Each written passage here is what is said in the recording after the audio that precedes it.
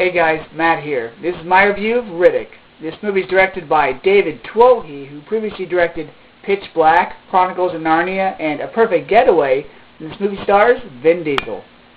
The plot of this movie is, through backstory, we find out that Riddick has been left on this mysterious planet. And he comes across this little base and he activates an emergency beacon. He figures he'll activate the beacon, a ship will come and help whoever activated it, he'll take the ship and get off the planet. But the people that arrive to the planet are mercenaries, and one of them has a vendetta against Riddick. Let me start with the acting in this movie. The best job, of course, went to Vin Diesel. It's been 9 years since Chronicles of Riddick, but Vin Diesel picked up right where he left off. He proves once again in this movie that he is the Conan Barbarian in space with night vision. He is just awesome in this movie. The first 10 minutes of this movie were intense. They show you how tough Riddick is. And let me just say, he has a little monologue of having bad days. Well, he definitely has a bad day, but he's so tough and such a badass that he pushes through it. The rest of the acting wasn't great. You have Katie Sackhoff, who's from Battlestar Galactica.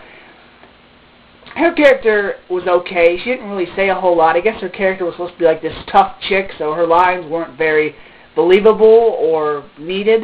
And then you have one of the mercenaries, played by Jordi Mola. He plays a mercenary named Santana, who was in, he played the drug lord in Bad Boys 2. He was in Blow. He was also in Night and Day. He can be a good actor, but in this, he just came off as annoying. You know, he had a short fuse, a quick temper, and he really didn't like anything that was going on, and he would get angry easily. And usually characters like that can be annoying, and he was. Then you have Dave Bautista, who's been in a couple movies now. He was also in this, but again, he had played the big, huge henchman whose lines weren't really needed. He was just there to look tough. Since it's been about 13 years since Pitch Black, I expected the CGI and the special effects to be nothing but better, and they were just that. They were incredible sometimes and not great at other times. Like the special effects on the scenery, the environment, the things on Riddick, like his armor and the things around him that he uses, were really good. But then you have some of the dog creatures on the planet that weren't great, but you could still tell what they were, and they looked kind of real. And then the background, the green screen on some of the other scenes weren't great, but still, this movie looked really, really cool.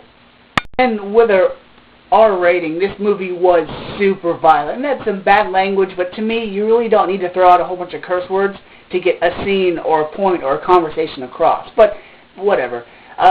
The movie had its share of violence. Some were really cool. There's a scene in the trailer that kind of show from the movie where Riddick threatens a guy, killing him in 5 seconds. And let me just say, that scene is much, much cooler in the movie. Now, the movie did have some problems, so much so that I actually knocked down my grade for this movie. The first problem is that at the beginning of the movie, Carl Urban has about one scene, and they show you how Riddick gets on this mysterious planet. And it's a cool little scene, you know, it's got action in it, but then that is never resolved. And then the end of the movie, there's a scene where Riddick has a inner monologue, you know, he talks to himself, you can hear his thoughts, but they only do it once. At the end of the movie, they should have had him use that again to say, okay, now I'm going to go get Vaco, but they don't do that. You don't know how it wraps up, and the ending was kind of cliche. Speaking of the cliche, this movie was very much like Pitch Black. People ask me, hey, do I have to see Pitch Black or Chronicles of Riddick to see this movie? You don't. One, because this movie references a lot of the events of Pitch Black, including a character, but they were just very similar, where these mercenaries meet up with Riddick and these monsters attack all of them, so I have to temporarily team up to fight the monsters, and it's very similar. Also, there was a lot of unexpected comedy in this movie. Some parts were okay, but then when you kept trying to throw in this comedy and this humor, it just kind of off-put the movie. It really didn't feel like badass Riddick. It felt like I was watching The Pacifier again. So despite those plot elements, despite the not great acting from characters that you really don't care about, but because you had good music, awesome action, and Vin Diesel once again being a badass, I'm going to give Riddick a B.